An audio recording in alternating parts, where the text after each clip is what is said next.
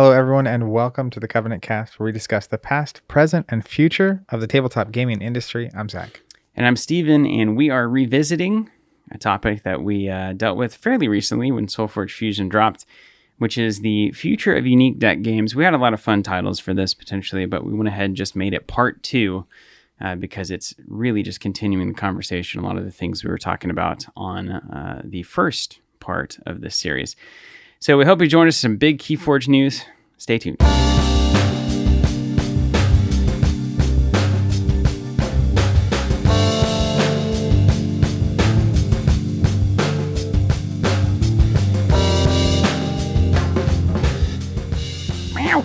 It's big time for the old unique hybrid deck fusion game. Yeah, man. Yeah, you know what?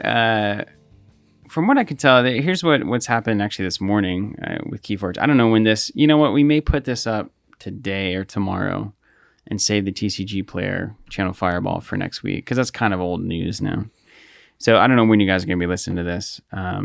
But this morning, KeyForge announced, or rather Ghost Galaxy announced, that the KeyForge Adventures line was official. What's happening?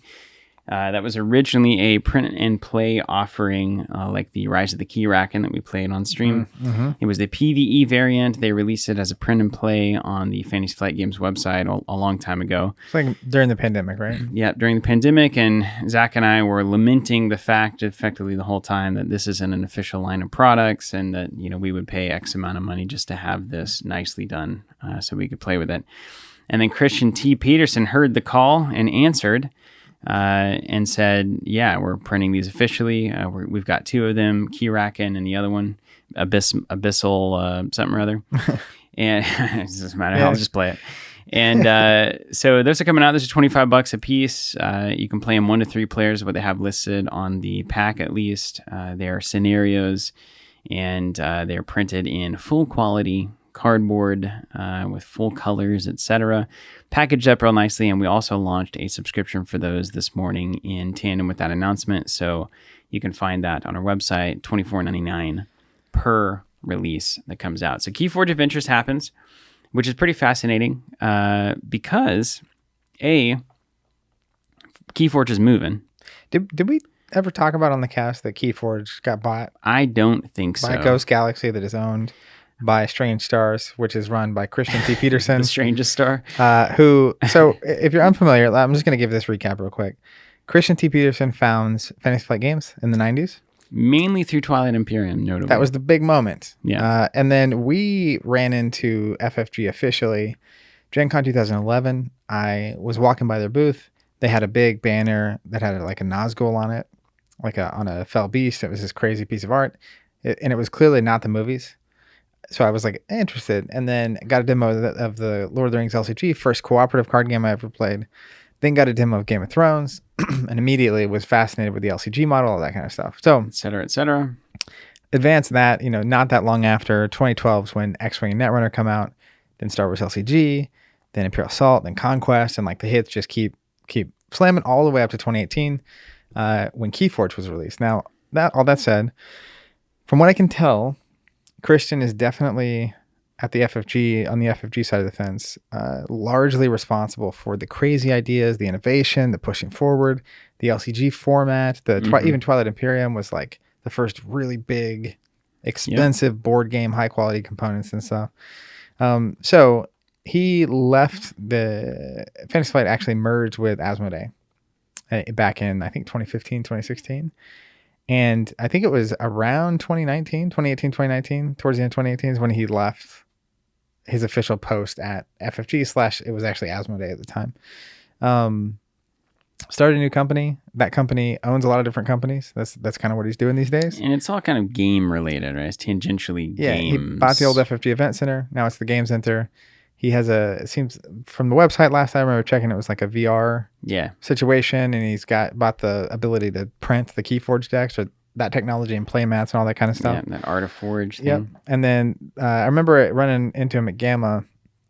They had the software for publishers to manage art creation. Oh yeah, we took a tour of that. I'm trying to remember what that was called. It's essentially exactly, management, paying the contracts effectively, And managing even all your like contract artists, that giving kind of thing. it's the entire art process, giving feedback on.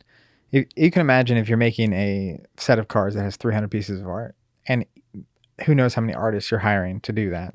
And in every piece of art, you have to give a prompt, you have to come get a contract, you have to give feedback on, this doesn't quite match what we were picturing, or like this logo's not quite right, or whatever it is. So there's a number of things he's up to. It's classic Christian too. Yeah. It's like just doing everything that they always needed at FFG but couldn't find. Yeah. And then Ghost Galaxy Games, GGG. Yeah, Triple G. This is the first thing, their first entry, and they had the announcement where they'd actually acquired KeyForge from Fantasy Flight Games / Asmodee, and they'd be essentially the next 6 to 9 months looking into exactly how they want to proceed. They have to rebuild the algorithm to be able to actually print decks, and they're going to figure out organized play, all that jazz. And a lot of it picking up on the content that FFG, that they seemingly bought in the deal from Fantasy Flight. So we know that Winds of Exchange, I think is what it is. I think that's it. Which was supposed to be the next set. Is the next set. According to that recent FAQ, that they have all that content built and that is almost ready for print. And then, like you said, they're moving forward with fixing the algorithm. And I think the KeyForge Adventures stuff, obviously this has already been developed. We already knew that. So it may well be that FFG fully planned to release these in this way. They already had the packaging and stuff. Something about the pandemic, of course, and the container ships and stuff maybe held off that project. And so Christian's kind of so far just picking up where seemingly that left off. Yeah. And, so it's good. And then we'll see where that goes. Yeah. But a lot of excitement just in the game. I'm usually pretty optimistic, but I was pretty pessimistic about the odds of that game coming back, especially if they didn't have movement by this year. Yeah. By Gen Con. That was honestly our metric. Look at that, sliding right in there. And if it isn't Gen Con, we're going to take the sub down. We're going to discontinue the category, yeah. etc. So Ghost Galaxy will be at Gen Con. They'll be giving demos of KeyForge. There's actually a lot of older decks available. One of the cool things about the game is like any deck is playable. Yeah. So that's pretty cool. And some of those decks you can find online really cheap. Yeah. So if you ever wanted to try KeyForge, now's a pretty good time. But then apparently they'll have a certain number of those adventure decks available early at Gen Con.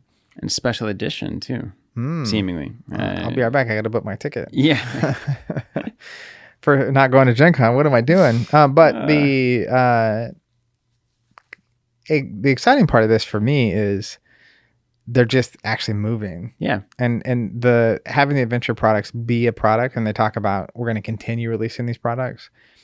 It's almost so fundamentally good to do. It kind of makes my mind, like blows my mind. It wasn't happening from the start. Well, I think we're seeing that shift in perspective as these new formats get further away from the expectations that TCGs carried with them. So LCGs still had the trappings of a TCG expectation and mindset, very different release schedule, very different profit potential.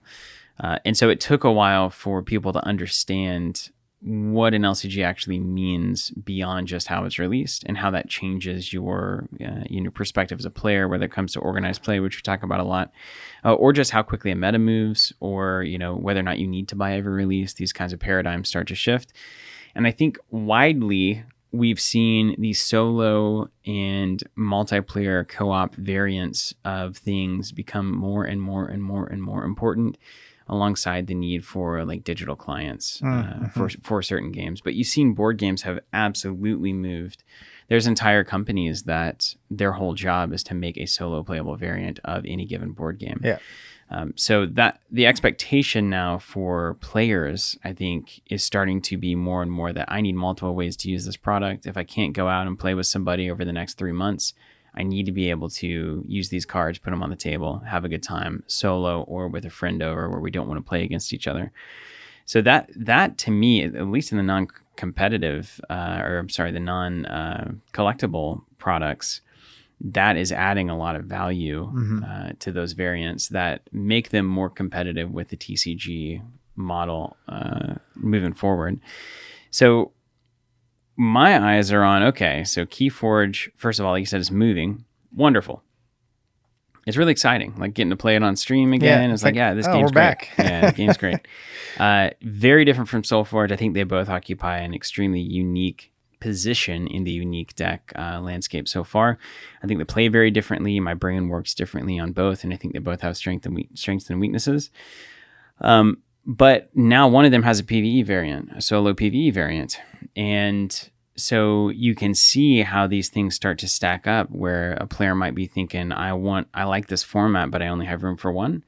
And where am I going to go? And do I have enough people to play against for SolForge Fusion and the kind of ability to combine various decks and the better, I would say ultimately better competitive experience I can get with that game by having all of these half decks that are not just dead in the water, by being able to constantly kind of cycle through and find these perfect pairs. I think that's more exciting for somebody who likes a little bit more of the competitive, the deck building vibe of these kinds of games.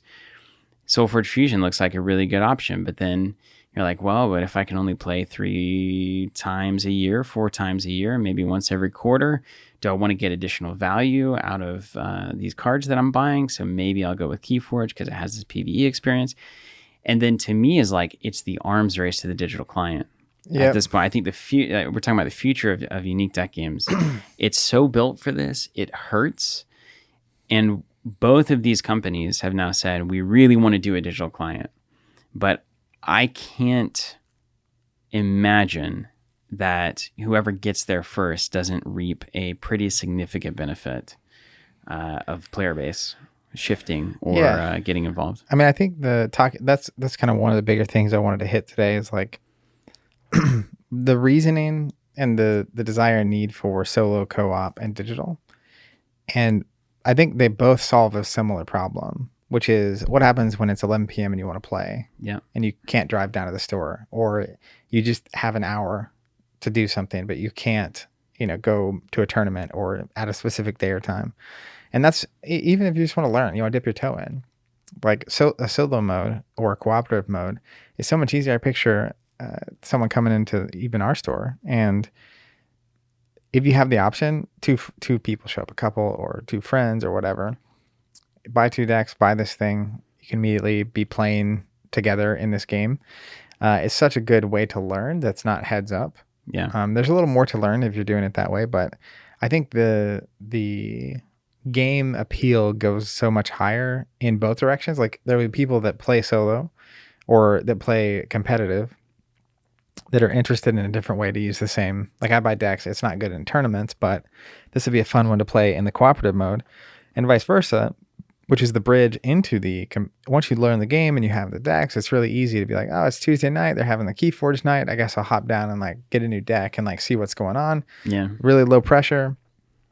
But I'm with you on this. I think the digital client really significant. Now, SolForge like if we're talking about these 2 games and how they're competing in the same space, I do think they're very different, but they are ultimately competing in the somewhat expandable card game space, definitely in the unique / hybrid deck game space. But you look at the way they're positioned, SolForge right now has the benefit of speed. Mm-hmm. They're going to probably they're going to be back on the market faster than KeyForge is. For sure. And then KeyForge, on the other hand, I think is a much more widely and already known entity. Conversely, though, I feel like a lot of retail stores get burnt by a game, and you had 5 displays of the last KeyForge set that just sat there and didn't sell. There's a little hesitancy. Yeah. Which is why I think Christian buying it is actually like one of the best things that could have happened, because it's like both a new energy and also an old trust. Yeah. It's like, that kind of a thing. It's crazy how singular that possibility actually is. Yeah. But when I think about the digital client, we play both KeyForge and SolForge this week. And I think whoever does if they both build apps, first one there is probably going to have a pretty significant advantage in terms of just raw audience appeal. And like, it's kind of like, one of the reasons all these things we're talking about are kind of important is that no longer can a card game it can't be a first, second, third, 18th mover. So one of the huge upsides of Magic is you can go pretty much anywhere in the world, go into a game store any night of the week, there's odds you might be able to find a game of The Magic, guy behind the counter is probably playing it, you know. or at least find someone to talk to about Magic, Yeah. right? Or find product to buy. You go in on a Friday night in any tabletop gaming facility in the world, Barring a few. but like that's like a 99% chance you can play the game, right? Yeah.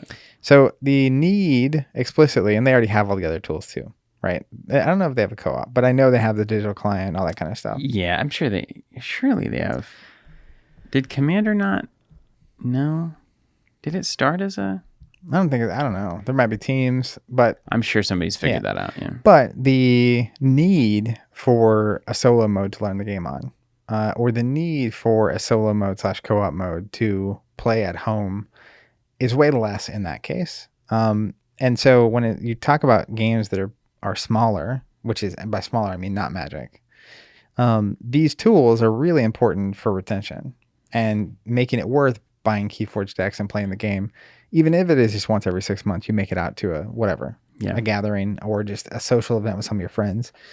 So the one thing that's we played both games this week, and I remember back in the day, like, I think I may have specifically on the podcast said the biggest mistake FFG has made is not having a digital client for KeyForge on release, which biggest mistake, I don't know, but it's a big one. Without knowing, the variables and the opportunity costs, et cetera. Yeah. But what I will say is that mechanically, I feel like SolForge is significantly better positioned to actually make a digital client. Yeah, because it started digital. Well, it was built to be digital from the start. Yeah. Right. And like, not only is the game very functional digitally, but the restrictions on that game, perfect, literally are built for a phone. Yeah. Like 5 lanes of things, and that's it. You don't have these weird, like the deck I played on Monday in KeyForge, I had like 5 artifacts in the background. Yeah. And at some point we each had like 6 or 7 creatures out, and you actually choose like which creature's attacking which creature. You click on it, choose what to do, click on it, choose what to do. Yeah. Yeah. So for me, I still think a KeyForge app would be great. But at the end of the day too, I do wonder if part of the hesitancy up front on KeyForge was the game is not quite like, I hadn't played SolForge back then. Yeah. Having played SolForge is like, this is made for an app. That, and remember Warhammer Champions is the same way. I mean, it's these lane-based brawler, no and combat kind of just resolves. Yeah. Yeah. And then it's like you stack all the possible triggers. Like, which one of these do you want to do first? Like, if this creature leaves or minion leaves play, deal 5 damage to something. Yeah. It's like, pick. So what you said earlier maybe makes the most sense in terms of what the future of both these games look like and the format itself, is that you need some way to, and I won't say need, but we're finding that to compete in a space that is dominated by easily accessible games like Magic and Pokemon, you need to have your game, because it's way smaller, way less players, has got to fill in that gap somewhere so that players can use those products whenever there's not a lot of players around. Because the reality is there's just going to be so many less SolForge Fusion players in the world than Magic players, certainly for a while, unless something crazy happens. Yeah. So your opportunity to get games and use your cards is just less. And so what these companies are thinking, I think, and trying to do is fill in the gap so that rather than losing a player because it's not as prolific as Magic, you can keep that player playing so that eventually you might be, enough of a mass to compete with something like Magic, which I don't think any of the unique deck games will do, but that there's enough players that maybe the in-person games get easier to have. Yeah, it's almost like starting a fire, right? Mm-hmm. Like if one player gets interested and no one else is playing their area and then they leave, when the 2 other people show up, all of a sudden you could have had the start of a community, but now those 2 players, one player is gone for a month and all of a sudden they're not playing. And then eventually you cycle through all the 6 or 8 or 10 people that would start a community. Yeah. And they never quite gel. And that's where you might see 2 different approaches to this rather than a race to one or the other, which maybe KeyForge isn't built to be on an app. Just thinking about it now, like there are battle lines that have 16 things in them. Mm-hmm. That's very possible. And doing that in a digital application is possible, but not really very fulfilling for either player, and a kind of a mess to organize. So maybe they lean super heavy into the physical solo PvE stuff and just say, we're not, you register your decks digitally. Maybe you can get points for playing PvE scenarios by yourself or something like that. But otherwise, the way you use this game when you can't find other players or when you have, so many minutes and you can't go down to the store or meet up at a friend's house, you just put it on the table, you play a scenario, a PvE scenario, and that satisfies that, that thirst. And maybe the opposite for SolForge Fusion. Maybe they skip PvE completely. They don't need to emulate that because they can focus on a digital client where people can utilize those cards whenever they're by themselves. And I've seen something in like a SolForge article or somewhere. Maybe it was the Shadow just talking about it. Maybe it was. I'm going to blame it on Shadow. He is the article. About multiplayer, like 2v2. Mm-hmm. But like 8 lanes, 10 lanes, which I think is cool. That's a cool lane to explore. Obviously, you need more people for that to work, so that's a different scenario. But I do think this week on the SolForge stream, we talked about the organized play. They announced, here's what it's going to look like. Here's how we're going to do it. And I know prior to the pandemic, KeyForge 2020 was supposed to be the $300,000 cash prize series. The Vault, I forget what the Vault Warrior or Vault Warrior, yeah. Series. A lot of excitement about it. And I know there are a lot of really good KeyForge players that take KeyForge very seriously. But from a just strict positioning element, if I were like both of these games right now, and I'm very curious how this actually plays out, but just given the nature of KeyForge and the theme and the way the game feels and the fact that a unique deck is a unique deck and there's no customization and the app stuff we were just talking about and the way the game functions, were it me, if I'm those two organizations or those two publishers, I would, if I were KeyForge, and I'm curious to your thoughts on this, if I were KeyForge, I think I would lean very heavily into PvE and sealed 100% style of play. Yeah. And, it might be the kind of thing I'm picturing, even at big tournaments, you have a situation where maybe every player at the tournament gets 3 decks and you can lose with the deck once. So you're doing Swiss, but once you've lost with all 3 of your decks, it's like you're eliminated off to the races, but it's still sealed / limited. You show up, you do your thing, or 5 decks or whatever it is. But leaning away from where they were going, which is organized play. And because there's just a tone in KeyForge that's a little more fun, less serious. Yeah. And I think structurally, SolForge, the player gets to choose what they're fusing, right? There's a lot of fun things you can do with that. It's also just kind of, it reminds me of Fab in that it feels like a game that is built to be in a tournament. Yeah.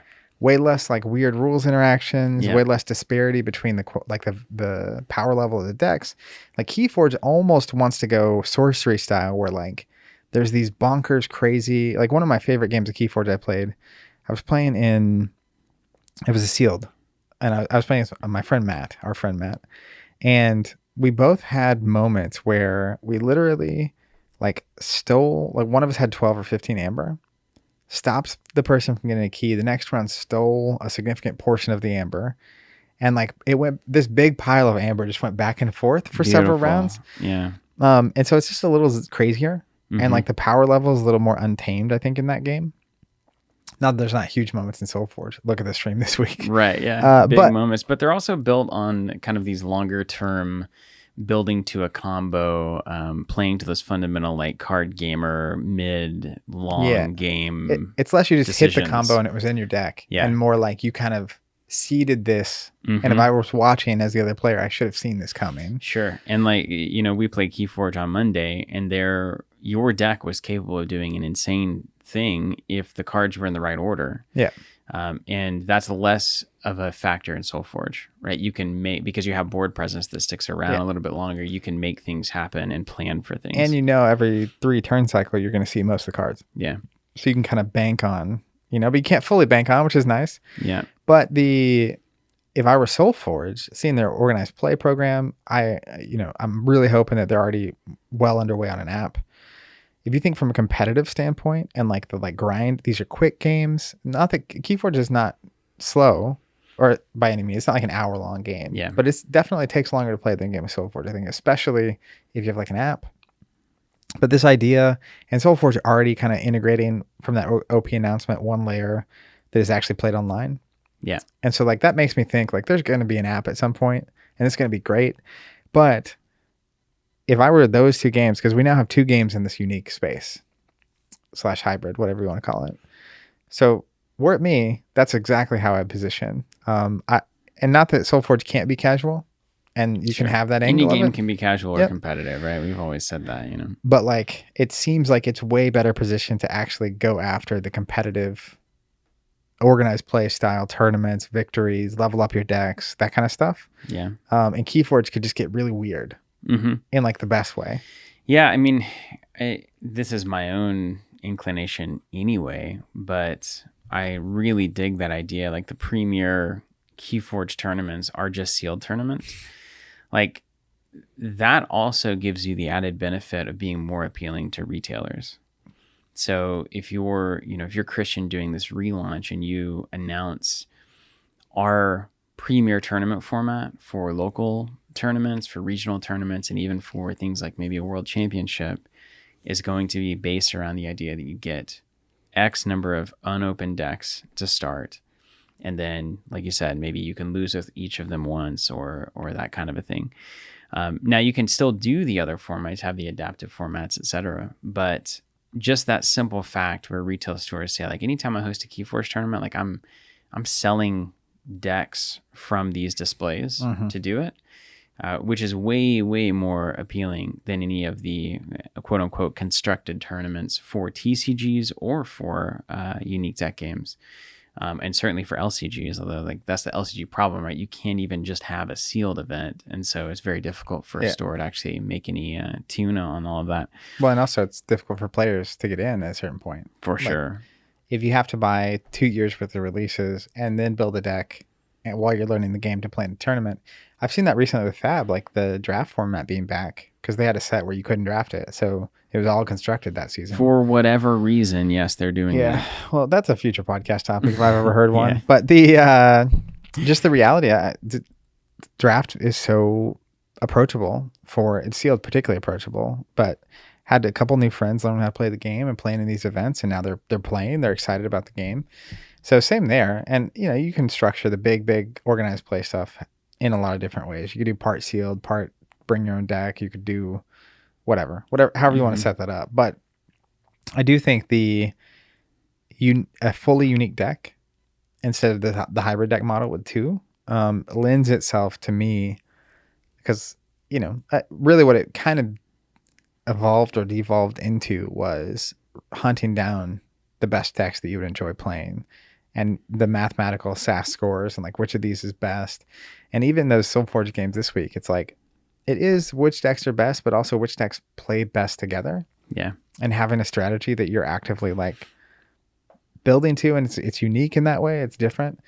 It's just very, when you start previously we didn't have anything to compare KeyForge to, but it definitely feels like they could attack very different angles. And I know doing an app is difficult though. That's like a huge, literally the original SolForge was an app.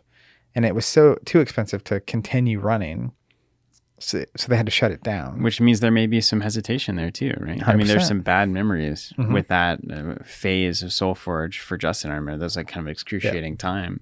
Now, at the time, that game didn't have any way to generate revenue from that work outside the digital. Yeah. So you couldn't sell physical decks, right? That's really, I mean, Magic, we talked about this at some point. I don't remember what podcast it was on, but their ability to double dip. Yeah. They design a set once. It's a physical and a digital product they get to make money off of, right? The other thing about it is they were so early to the market of digital card games, and they didn't hit it as big as like a Hearthstone. Hearth like Earth.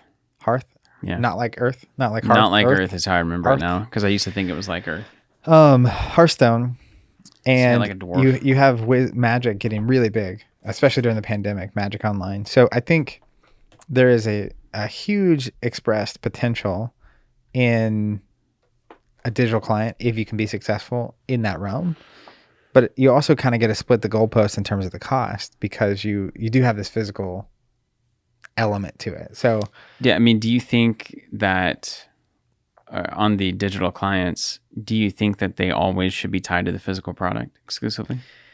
That would be my approach for sure. Like I think there's a lot of ways to do it, but we saw it with the Warhammer Champions, where once you could either buy the packs digitally or just earn them digitally, it got different. Yeah. It was very different. And there's no reason to buy the physical. Yeah. Not say that you should force people to buy the physical, because then you should just be making a digital game if everybody just wants it digitally, which was the case really for Warhammer Champions. But was the game not compelling enough to play physically? Was it not supported enough in its physical format to actually warrant your belief that these cards are going to be usable in person at any point? Those are also really good questions to ask. And I think SolForge Fusion has to ask that as well. Coming from a digital background, is our game, are we putting enough energy behind the physical product and the ability for players to meet up fairly consistently in a physical space to warrant having a physical game in the presence of a digital client as well? Yeah. I mean, I think that partially depends on your lens on why you're making any of this to start. And it seems like from our conversation with Justin that creating a physical card game that people sit across the table from each other, go to tournaments, play an organized play, meet at the local store, sit at the kitchen table, was why they're doing it. Yeah, that might be what he wants, but it doesn't mean that's what players want. Well, that's right.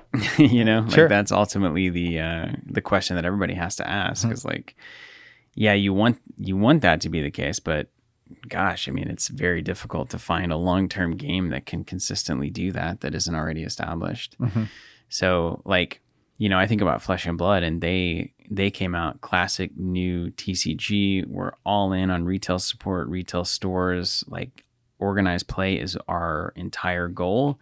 And then they actually went out and like did it, not the cleanest possible way, but my gosh, I mean, you've got Road to Nationals, you've got these giant tiers all the way up to World Championships and Pro Tours, and you're going to France to play in one, like they went hard and they got it established. Yeah. And now what's funny is the biggest critique in Flesh and Blood that I've seen going around is that only competitive players play Flesh and Blood. There's no casual audience, casual format, which is funny, right? They nailed their goal, which was to go hard into organized play and get those competitive circuits up and running.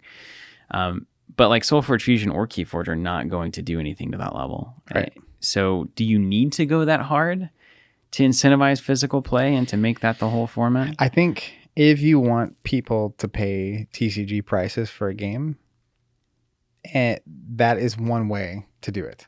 Like if you go that hard, it's like the amount of value you have to be getting out of this purchase. Not that it's like I'm doing it because I can win prizes, right? But literally, as a competitive game, as I'm seeing now, every month I have the opportunity to go compete at events. Yeah. Usually locally and regionally. And then every couple of months is like some national level kind of thing that you can go do. And so the amount of use I get out of the cards I'm buying, I would actually, it's funny to think about. I don't know. I think I'm probably spending less on product than I am on traveling. Yeah. Which is kind of interesting, right? Technically the most expensive format of card game brings with it the most expensive tertiary pursuit on the competitive front too. Yeah, and like you got to travel. Yeah, and so I think if you're gonna have a TCG, that's one way to do it, right? But you look at sorcery, and I think that the genius of that is that they just totally threw all convention away and said, you know what, we're making a TCG because we're making fine art, and like we're creating a unique experience and the best art in the world, or like it's just a totally different lane, and like. There's value in, and it makes sense, right? Who's going to pay this much money to buy these games, to play these games, even to travel for fab, right? Who's going to do that? But then on sorcery's level, it's maybe there will be organized play, maybe there won't, but like there are people that are interested in that experience and that art, and they think it's worth this amount of money, right? But the unique proposition of these games, KeyForge and SolForge to me, is that they're actually striking the balance. It's like what LCGs wanted to be for a really important reason. So the first thing is it's allowing people to play a card game who don't want to have that budget, don't have that budget, are unwilling to spend that kind of money, who don't have the time. That's another piece of it. To like, I think about the amount of time you actually have to spend practicing and building and testing fab to compete at a high level. And these remove so many of those barriers, but still want to compete at the game, right? Yeah. And the expectation, I don't think, is there's not going to be. That's why it was crazy when KeyForge did it, the $300,000 cash prize thing. Tons of people were playing KeyForge when that wasn't even on the table. Like, that was actually a response to, you guys have bought, like, there's so many people playing and buying this game. We're leveling up what we're doing here. Yeah. That was not, I don't think that was this is what we're picturing up front moment. Whereas Fab very much feels that way.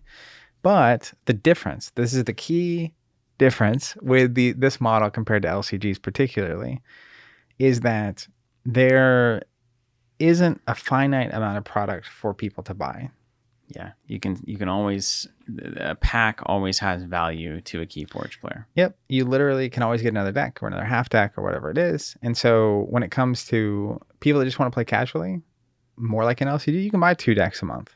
Yeah, spend your $20, spend your $15, never do anything again. You can buy the adventure deck. You can play it like that. Great. That's a huge appeal. Yeah, and it looks like that probably is the vast majority of play is going to happen that way. Yep. And then for the really competitive people, you can still go to a sealed tournament. Mm-hmm. Get your deck, get your decks, depends on the game. Play the thing, have a great time. It's like a mix and match of all different kinds of people that want to play this game, which is really important for I say air quotes smaller. We'll see how big this game is, but for a game with less players than something like Magic, right? Like, if you're not going to go hard and make sure there's 30 players showing up every week to something, having a format where the really casual and the new can play at the same time with the I've been playing and I'm really good at this game people. Yeah. And it still be an enjoyable time. And then if you are going hard at the game, right, you probably buy more decks. You're probably searching for decks online. You're probably trading decks. You're leveling decks up and doing that whole thing. But that also creates a much more powerful economic model that makes it worth for the publisher and the retailer to offer the kind of support that I think a lot of LCG players would get frustrated that they weren't getting throughout the years, right? Where, you bought your one Game of Thrones pack and that's it. Yeah. That's what or you're your one doing. Netrunner pack, And I think Nisei maybe will run into this or has run into it on their own little pursuit with Netrunner. It's like, all right, well, if players are just paying to print the cards themselves, it's like, and we're paying to organize this world championship in Canada. And if we want to do prize packs, that go out to people. And then if we want to start talking about any cash prizes or those kinds of things, it gets really weird. And it's like, don't know if that's, it's like, I think you identified it well. There's the mismatch that happens. And what it comes down to for me, like you talked about Christian being a big innovative force in the industry, and I think that's true. And the LCG format was one of those, but it came at a downside, like that long-term downside that becomes discovered. And then it's Star Wars Destiny, and it's like, this game's really good, but my gosh, having dice in booster packs kind of like makes it a giant burden to make any money off of it and to ship it around the country, these kinds of things. So it's like innovation, but introducing new problems. And it feels like the unique deck format has signaled and really sunk in for me that for you to be a successful long-term game, like in a real way, particularly if you want retailers to be involved or anybody in the chain to be involved that isn't publisher direct to customer, you have to have a base unit that is always worth buying. Mm-hmm. And it could be that because there's the random foil every now and again. It could be that it's perfectly unique deck every time you buy it. It could be that it could be the legendary in the set. You got to have value in your base. I think that's what the LCG has really struggled from. And so this may well be that the kind of non-competitive, the LCG style thing kind of goes because the unique deck game can solve 90% of what it was trying to do, but then still have that unit of sale that can keep happening over and over again. Yeah, and I think it's worth reiterating too. Not only do you have the unit of sale, the economic model that actually makes this thing. It's why KeyForge could even think about having a $300,000 tournament. Yeah. If that had just been, $20, you get every card that comes out. Same game system. That tournament idea never happens. Yeah, it was why you have the FFG World Championship, right? But that's kind of where it lived for those LCGs, and they had to happen all at the same time, right? Until the very end, you had X-Wing, had some Star Wars, stuff going on, Star Wars thing, stuff, But the other major upside of the format compared to an LCG is if you only have a $15 a month budget, you can actually play the game on that same budget. Yeah. The difference is that when the game's been out for 2 years, KeyForge still costs $10 to start. Yeah. You show up on a KeyForge night, you pay $10 to play in a sealed event, or 15 or whatever it is. Same for SolForge. Yeah. Yeah, and you're immediately if you watch a how to play 15 minutes online, you're in. You're in. You're immediately in. So it's a model that can actually compete with TCGs. Yeah, you literally lower that barrier of entry so low, and then you also make sure there's actually economic legs to make the support happen at a level. And again, it's really cool because with the KeyForge cooperative stuff, it doesn't. With Fab, I think there's been a lot of talk and a lot of conversation around tournaments and organized play, and they're going after that. But I think that in the long run, like, would the game be more successful if it had a really strong casual / cooperative base? And that's another interesting topic because they've been talking about PvE. Ashes is looking at PvE. We're seeing a lot more games coming out that have player versus player and PvE. Whether or not they can capture that, and I think it's good to be focused. Pick the one you want the most. Go after that. Establish that, and can you expand past? But I think that's a huge element of all this. We're rarely seeing just co-op card games or competitive card games at this point. Yeah, it's just if you put them all on the whiteboard, there's some natural avenues that seem to make sense to me.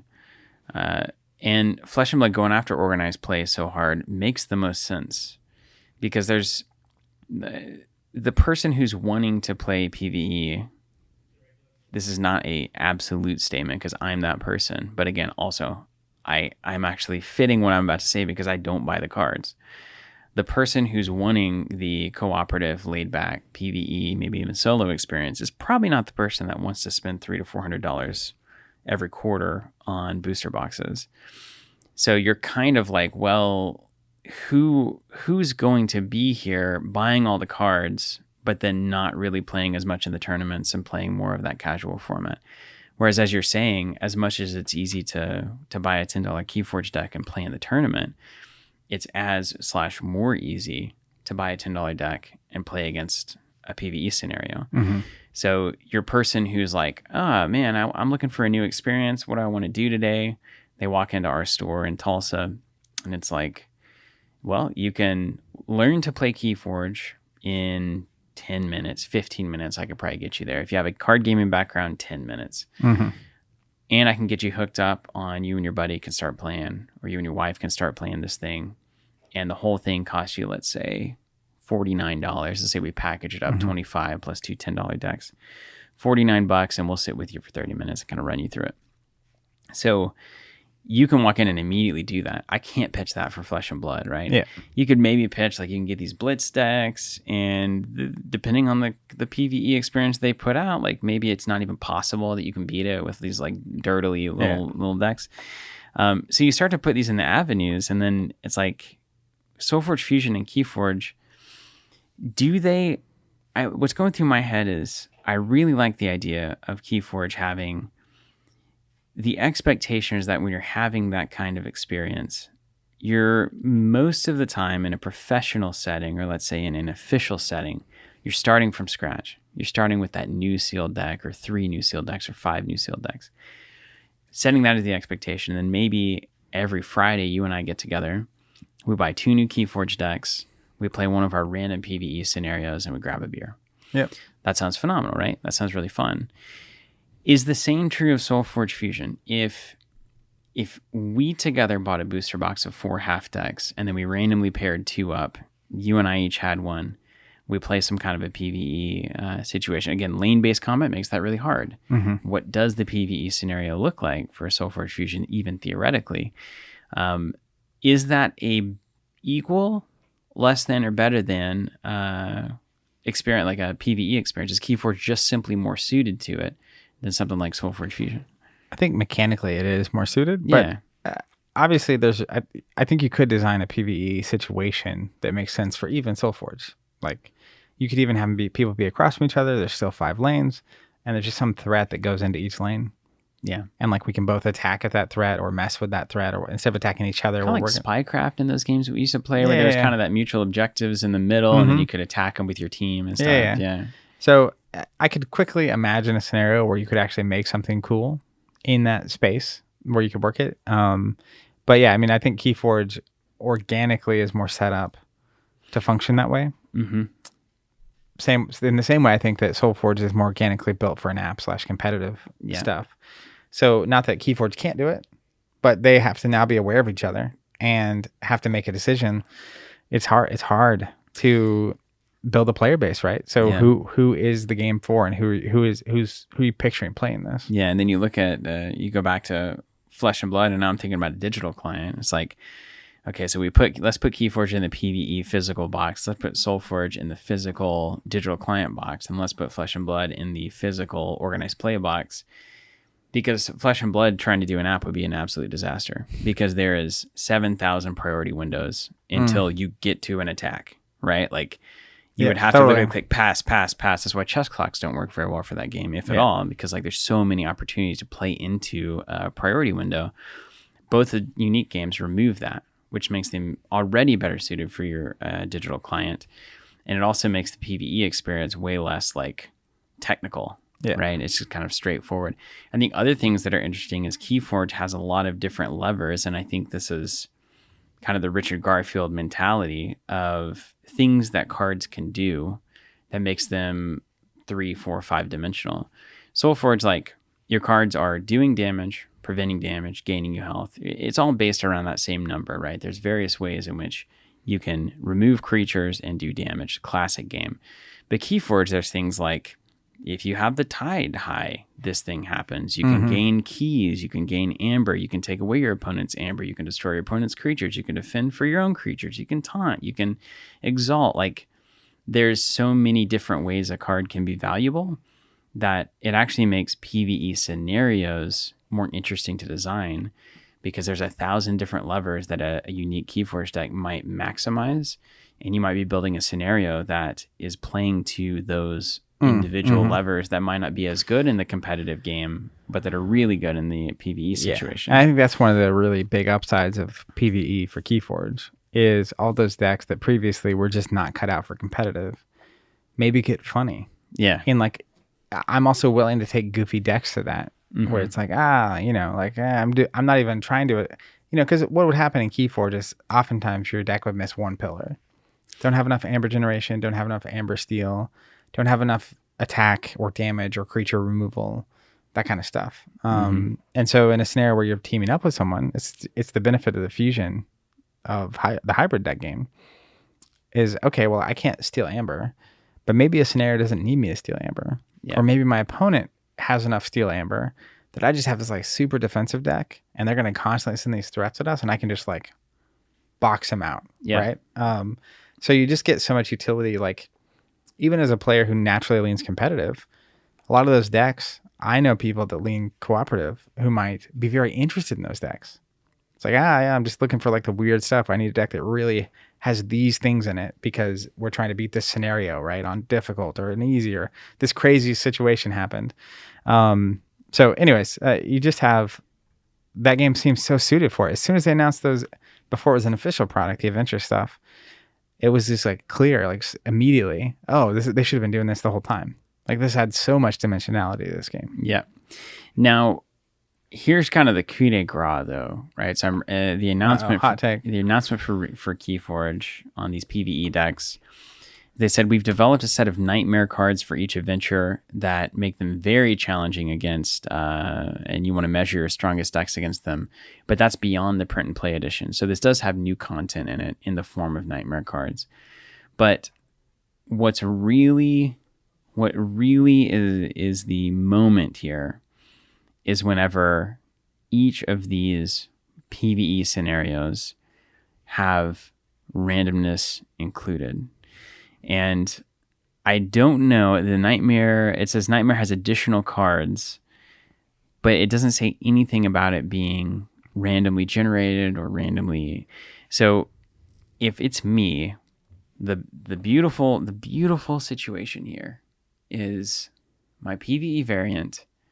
All of those scenarios have individual value to every player, even after they've played it once. Mm-hmm. If I get a new Keyracken scenario, it plays differently. Yeah. And I can take 2 random decks that are totally different and new that I just got off the shelf, and those play differently. And so literally every time this meetup happens, we can have an entirely fresh experience. That is so in reach, like I know that the printing press might be the holdup here. We can't print all of that in these random algorithmic ways. But if either SolForge Fusion or KeyForge was able to do that, now we've got 2 product lines that are kind of infinitely valuable. Mm-hmm. And that is when I think KeyForge PvE will really find its like perfect home as the future of casual play for that game. I mean, you could imagine a set coming out once a year that is just new PvE encounters, and it's unique, just like the unique decks. You play an encounter a couple times, you can trade it, you can swap it, you can sell it, and each of those has a certain amount of value, right? Which is cool. And if you want a new experience, you go down, you buy a new deck to play against. I think that's a good idea. I think we talked about that way back when they first announced those things. Yeah. So it's definitely one of the exciting parts about unique deck games when we talk about the future. My last thing is that it's very undefined and unrefined. So there's a lot of space to explore. Each game has unique aspects that I think preclude it, or not preclude it, lean it certain directions of exploration and what they can do. I think SolForge is doing a lot of exploration on the organized play side. Yeah. And how decks level up and how you play events and playing online and that kind of stuff. They made a TTS module that was really all encompassing, but that's you're 5% there on digital with TTS. Right. I mean, there's a lot of people that play it, and that's a good way to do it. But there's a lot of space there. Even just their organized play system is very innovative. Yeah. And not in like a complex way. Yeah. Didn't add a bunch of stuff, but they just are doing unique stuff there. Meanwhile, I think KeyForge, there's pieces of how you can explore that. And so I'm most excited when I think about the future. It's just a newer format. It'd be like if it was 95 in the CCG market. I don't know. I think the technology is difficult enough that I don't know that we're going to see a lot of people trying to do unique deck games. And I don't know how many unique deck games the market can support. Yeah. But I do know that this next 5 to 10 years will define how unique deck games are done and perceived. And that's an exciting time to be a part of something. Mm-hmm. Here's what I would do if it's the future as directed by me. If I'm KeyForge, I go heavy into sealed, like you were talking about. I make that like my premier competitive format. I love that idea that you had. Like if it was me, it's $50 to register. You get 3 decks. You open one, like the first round, you roll the D6, 1 to 2, 3 to 4, 5 to 6 determines what deck you play. You play that deck until it loses. Mm-hmm. And then you go to your second one, and then you play that until it loses. You go to the third one, and somebody gets to the top, right? That'd be super fun. And then I would lean heavily into PvE. I'd try to make my PvE encounters have an element of randomness to them so that they can be purchasable even after I've played the scenario once or twice. And then I would also think about organized play that really plays into this. Like what we haven't seen is really leaning into it. Like we're going to do a KeyForge event, and here's how it's going to work. At the beginning of the tournament, we're going to pass out 5 unique decks sealed to every player. You're going to take 3 of those. You're going to hold them for the competitive side. You're going to have 2 of them, and we're going to play a PvE side as well. So it's like we're going to do 3 rounds of open a deck, play it, open a deck, play it, open a deck, play it. And then we're going to go to, you're going to be randomly paired with 2 other players, and you're just going to play co-op. You're just going to play against a Keyracken or an Abyssal or whatever. You're going to hang out. You're going to have a good time. Then we're going to go back to 3 more rounds of sealed deck, like something like that, where you could spend the whole day like doing a mix of hanging out with everybody who's there in a relaxed way, and then also having that little competitive thing going on. I would lean into that heavily. And then SolForge Fusion, man, I think they're built for it. And I think it's digital client. I think it's register your physical decks, give the digital client ways that people meet physically. So like your top players in the digital side are invited to the World Championship to play the physical game, and some of that vice versa stuff too. I think that could really work out, but I think they were going to have to be very careful to maintain a strong tie to the physical aspect of the cards, if they don't, they're going to find themselves in a why isn't this just a digital game again conversation. And so they really need to push why physical matters to them and how to make it matter the most to players as well. Yeah, and to play off of your idea, a million ideas spinning. I'll say one, your KeyForge. It could be fun too in the scenario where you have 3 decks and once all 3 lose, you're eliminated.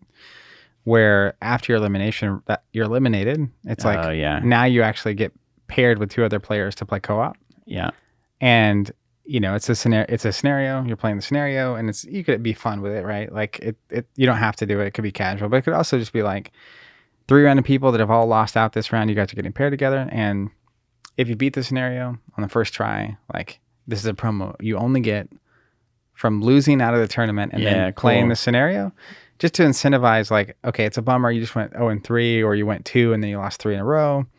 You're not in the tournament. You're not winning the whatever's on the line. It's like, but now you get a chance to like bond with 2 other people that have also had a rough experience, kind of finish the day on a high note, and then also you can earn something together, which is really fun. Like that could be a fun way to spend that. There's so much potential there. It's crazy.